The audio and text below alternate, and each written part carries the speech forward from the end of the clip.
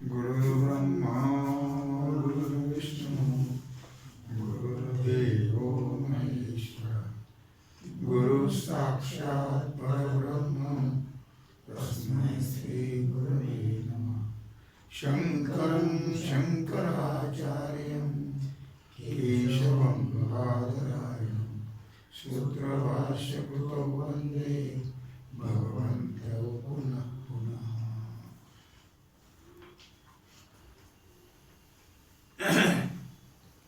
विचार सागर रहस्य तरंग 7वा हेडिंग 12वे विद्येची 18 प्रस्थाने पाठ क्रमांक 102।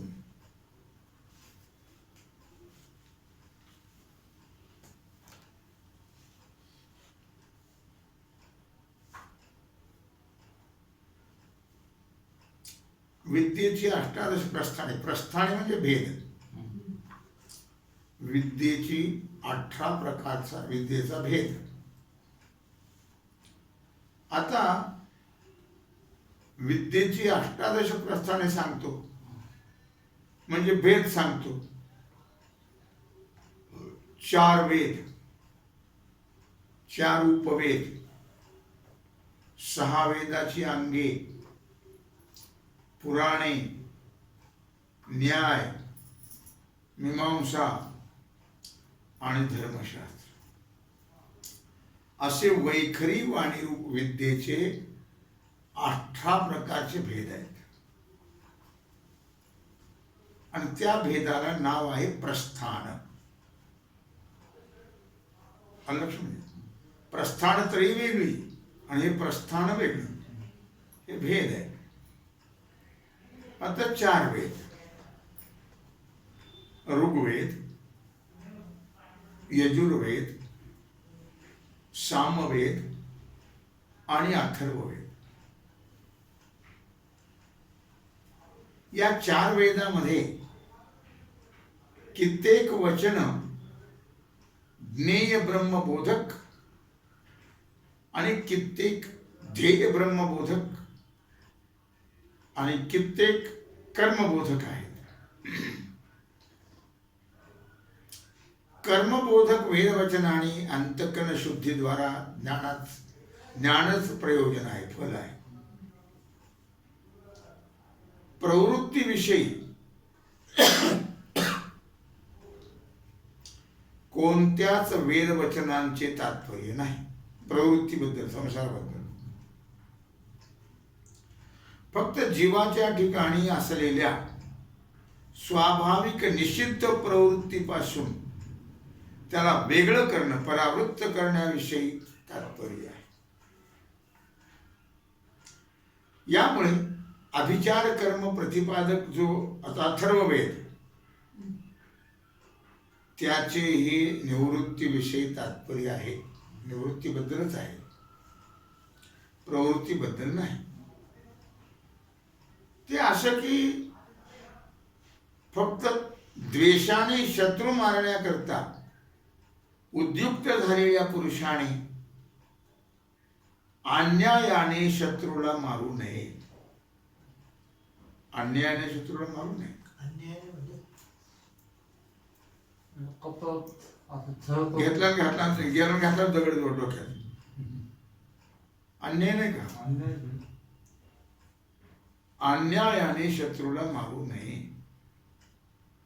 याकरता शेन याग सांगितलंय। काय? शेन याग करत नाही, शत्रूला मारत नाही, निवृत्ती करताय ना। मग शेन याग करणं सत्यानारायण पूजा आहे काय? शेन याग सांगितलं। शत्रूला मारण्याकरता जे कर्म सांगितलं असतं त्याला अभिचार कर्म असं म्हणतात। चेतू भानामती वगैरे नाही का, त्याला अभिचार कर्म असं म्हणतात।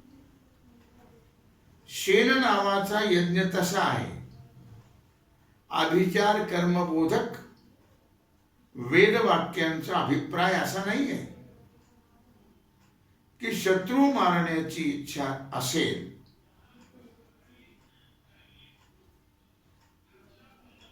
त्याने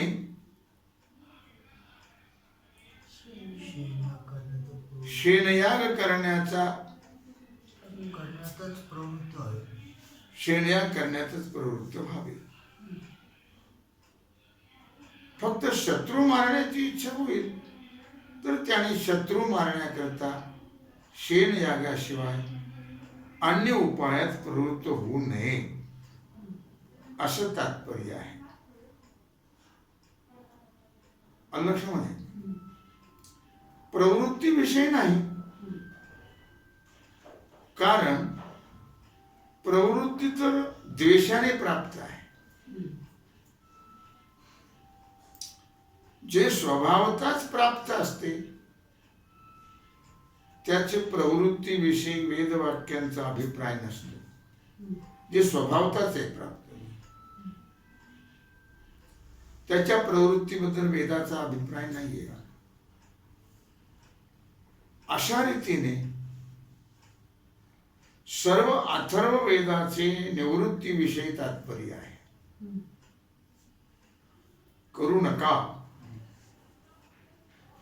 आणि बाकीच्या तिन्ही वेदातील कर्मबोधक वाक्यांचा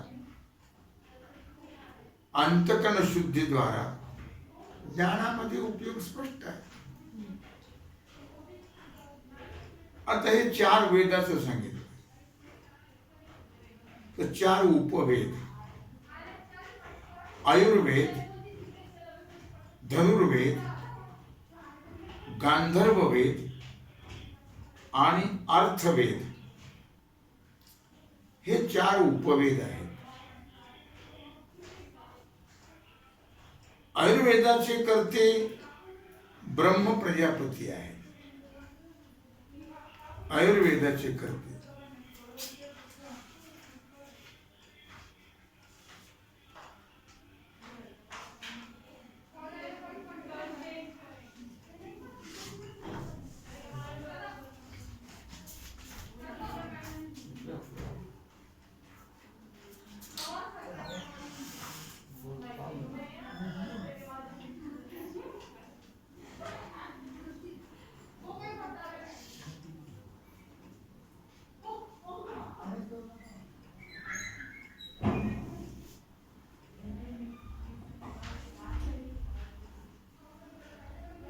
कळलं का?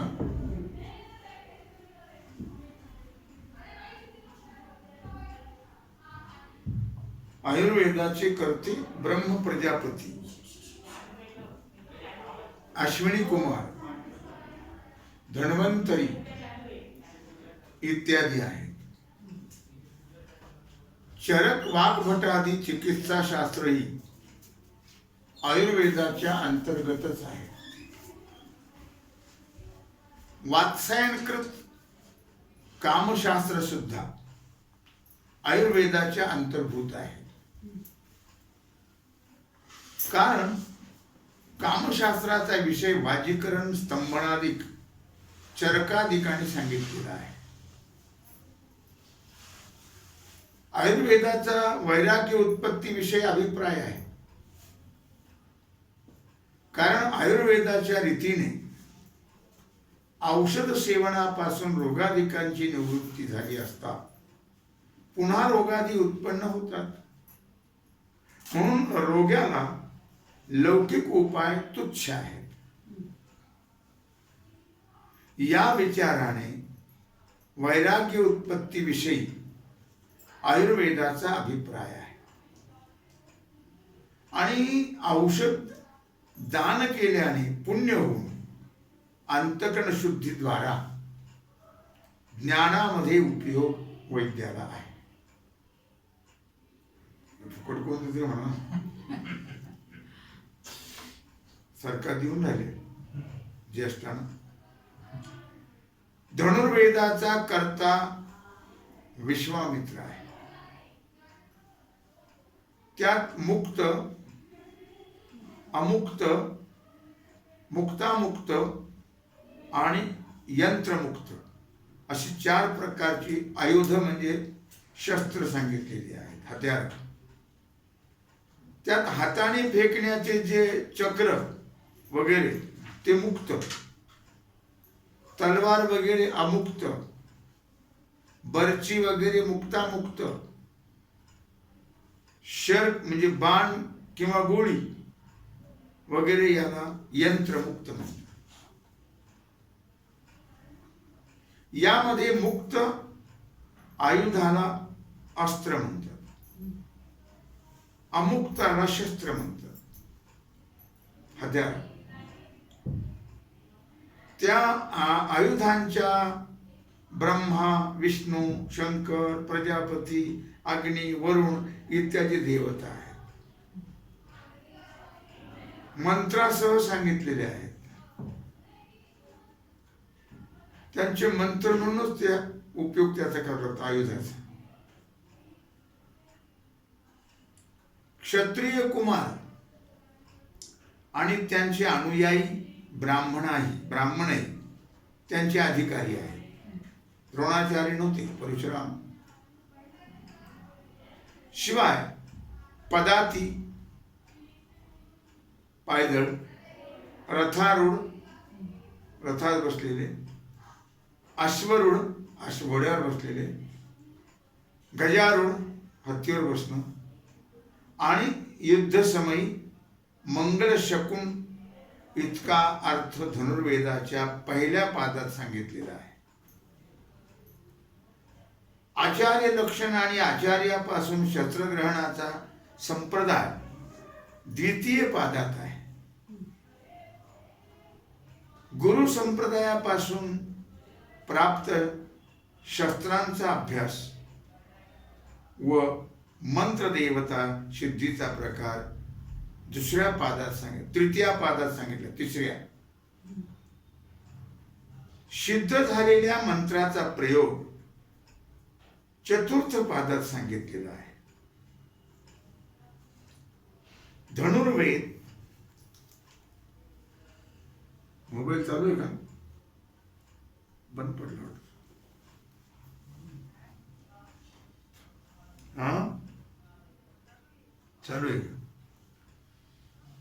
काय लक्षात आलं का? काय म्हटलं त्याने? गुरु संप्रदायापासून प्राप्त शास्त्रांचा अभ्यास व मंत्रदेवता सिद्धीचा प्रकार तृतीय पादात सांगितलेला आहे. सिद्ध झालेल्या मंत्राचा प्रयोग चौथ्या पादात सांगितलेला आहे.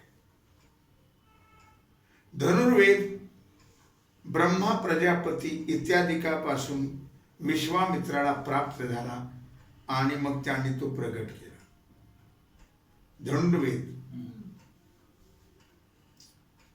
म्हणून त्यांना धनुर्वेदाचा कर्ता म्हटलेला आहे. एवढंच. दुष्ट चोराधिकापासून प्रजापालन करण्याने अंतःकरण शुद्धी होते आणि ज्ञानद्वारा मोक्षाविषयीच धनुर्वेदाचा अभिप्राय आहे. अंतःकरण शुद्धी होते, नंतर ज्ञान होते, ज्ञानाने मोक्ष मिळतो. तसा गांधर्व वेद भारताने प्रगट केला. त्यात स्वर, ताल, मूर्छा सहित गीत, नृत्य, वाद्यांचं निरूपण विस्ताराने केलेलं आहे.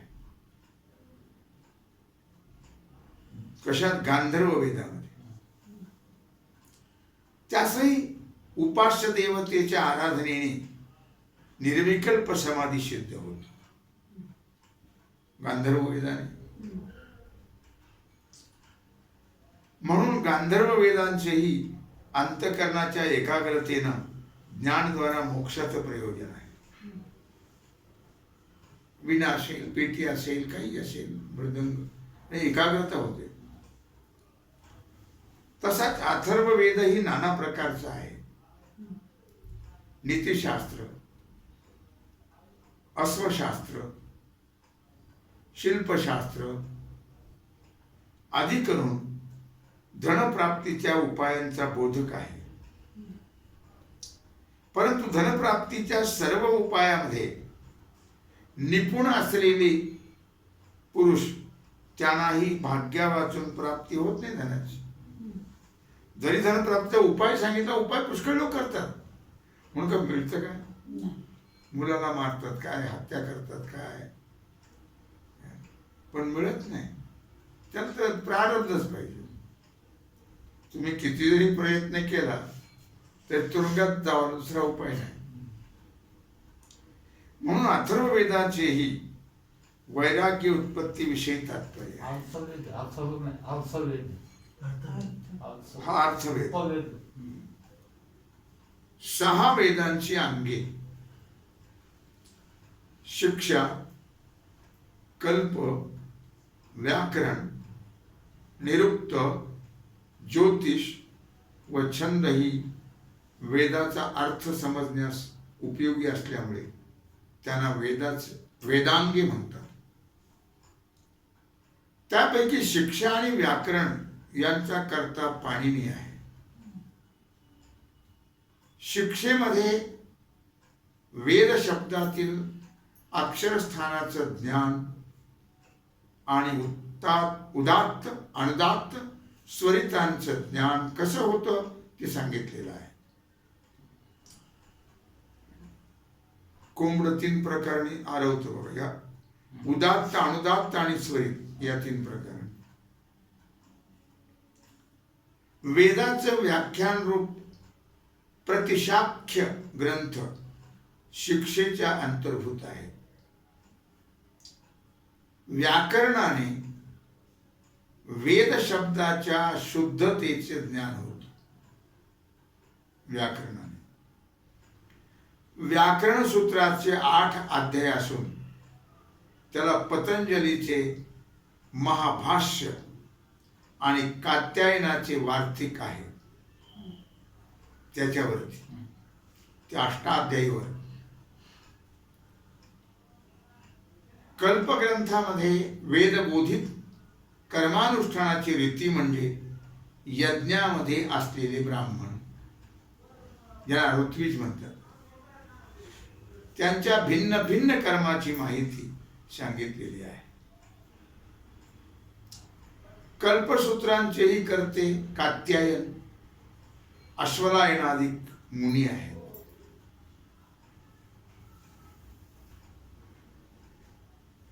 तसेच यास्क नावाच्या मुनीनं 13 अध्याय निरुक्त केलेला आहे. त्यात वेदमंत्रातील अप्रसिद्ध पदार्थांचं ज्ञान होण्याकरता त्यांची नावं सांगितलेली आहेत. संज्ञाबोधक पंचाध्याय निघंट ग्रंथही यास्क मुनींनीच केलेले आहे.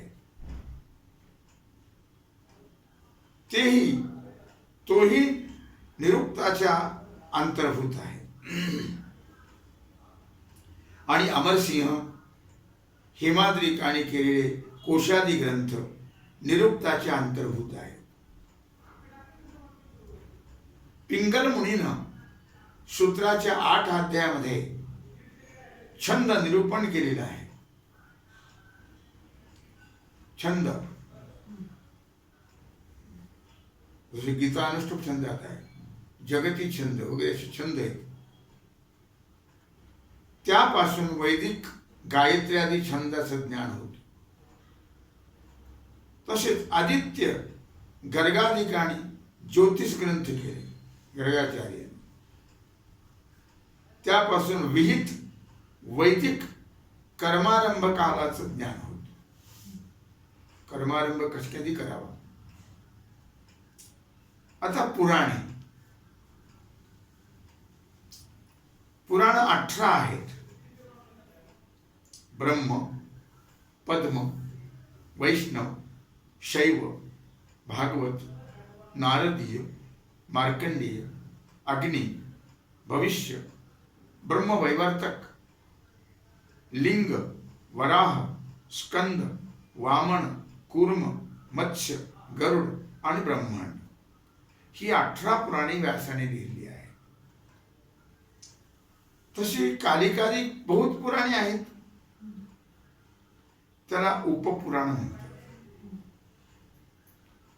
भागवत 2 आहेत, वैष्णव भागवत आणि देवी भागवत. या दोन्हीतही 12 स्कंद आहेत आणि 18,000 श्लोक संख्या सांगितलेली आहे. हम्म? 18,000 बरोबर ना. दोन्हीची 18 नाही.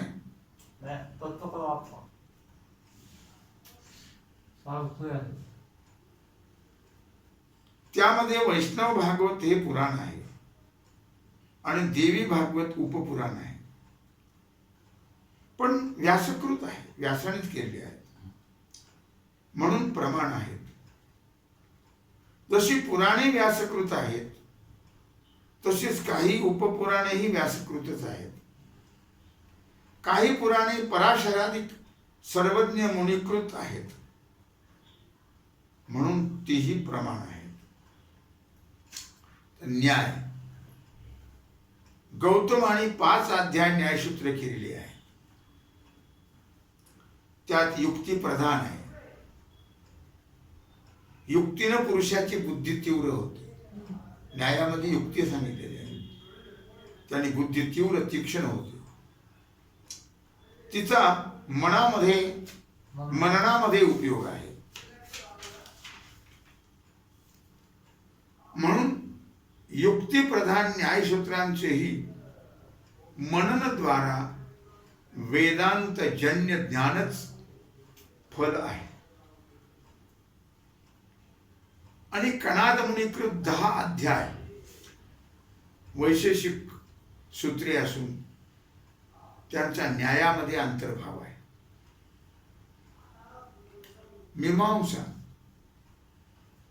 मीमांसा 2 प्रकारची आहे.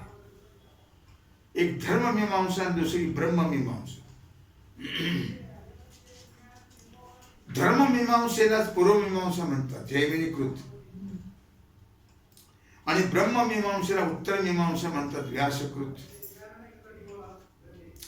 जैमिनीने धर्ममीमांसा 12 अध्याय केलेले आहे.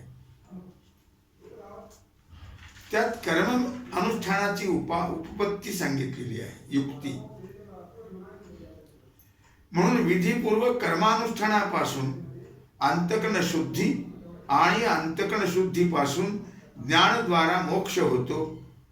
तसेच 5 अध्यायाचे संकर्षण कांड जैमिनीकृत असून त्यात उपासना सांगितलेली आहे. तिचाही धर्ममीमांसेमध्ये अंतर्भाव आहे. आता व्यासकृत ब्रह्ममीमांसा 4 अध्याय असून प्रत्येक अध्यायाचे 4 पाद आहेत. प्रथम अध्यायात सर्व उपनिषद वाक्य ब्रह्माचे प्रतिपादन करतात, अन्याचे नाही, असा अर्थ आहे. हो. दुसऱ्या अध्यायात प्रथम श्रुती वाक्याची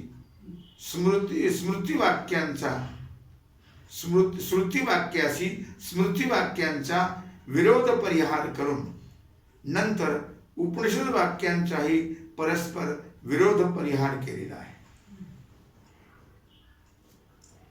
तृतीय अध्यायामध्ये ज्ञान व उपासना यांच्या साधनांचा विचार केलेला आहे. हे ब्रह्ममीमांसा.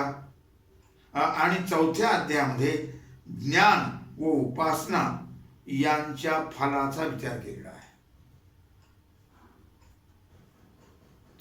चौथ्या अध्यायामध्ये हे ब्रह्ममीमांसा शारीरिक शास्त्रच प्रधान असून मुमुक्षुला हेच चिंतनीय आहे.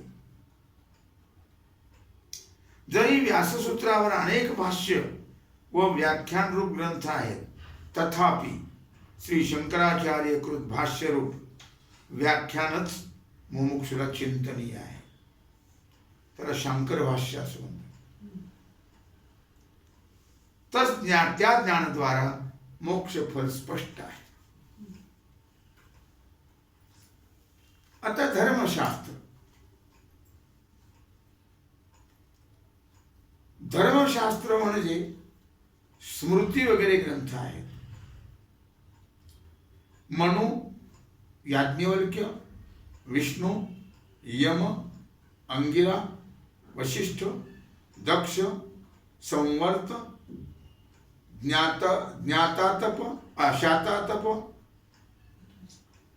पराशर, गौतम, शाखालिखित, हरित, अपस्तंभ, शुक्र, बृहस्पति, व्यास, कात्यायन, देवल, नारद इत्यादी जे सर्वज्ञ त्यांनी वेदानुसार स्मृती नामक ग्रंथ केलेले आहेत. त्याला धर्मशास्त्र असं म्हणतात, स्मृती ग्रंथ. त्यामध्ये वर्णाश्रमासंबंधी कायिक, वाचिक आणि मानसिक धर्म सांगितलेले आहेत. त्याच्या अंतःकरण शुद्धीद्वारा ज्ञान होऊन मोक्षच फळ आहे, प्रयोजन आहे. तसेच व्यासाने महाभारत आणि वाल्मिकीने रामायण केलेलं आहे. त्यांचाही धर्मशास्त्रामध्ये अंतर्भाव आहे. तसेच देवता आराधनानिमित्त जे मंत्रशास्त्र आहे ते सुद्धा धर्मशास्त्राच्या अंतर्भूत आहे. देवता आराधनाचे अंतःकरण शुद्धी हे फळ आहे. देवतेची उपासना केल्याने अंतःकरण शुद्धी होते. तसेच वैष्णव मंत्र, शिवतंत्रादी धर्मशास्त्राच्या अंतर्भूत आहेत. कारण त्यामध्ये सुद्धा मानस धर्माचं निरूपण केलेलं आहे. कपिल मुनिकृत सांख्यशास्त्र आहे. त्यात प्रकृती पुरुष विवेकाने पुरुषाचं असंग ज्ञान सांख्यशास्त्राचं फल आहे. परंतु त्याचाही त्वंपद लक्षार्थ शोधनाद्वारा महावाक्य ज्ञानाविषयी उपयोग होतो. त्वंपद, तू जीव आहेस, याच्या शोधनाद्वारा महावाक्य ज्ञानाविषयी उपयोग आहे. म्हणून मोक्षच फल आहे. तसेच योगशास्त्र 4 पाद पतंजलीकृत आहे, पतंजलीने केलेले. पतंजली हा शेषाचा अवतार आहे. त्याचे पतंजली नाव पडण्याचं कारण कोणी एक ऋषी संध्या उपासना करत असता त्यांच्या अंजलीत प्रगट झाले ते आणि पृथ्वीवर पडले. काय कळलं का? शिवाय पतंजलीनी शरीराचा रोग मल निवृत्त होण्याकरता चिकित्सा ग्रंथ आणि अशुद्ध शब्दोच्चारण रूप वाणीच्या मलनाशाकरता पाणिनीच्या व्याकरणावर महाभाष्य केले. पतंजली ओंजळीतून खाली पडले म्हणून त्याला पतंजली नाव आहे.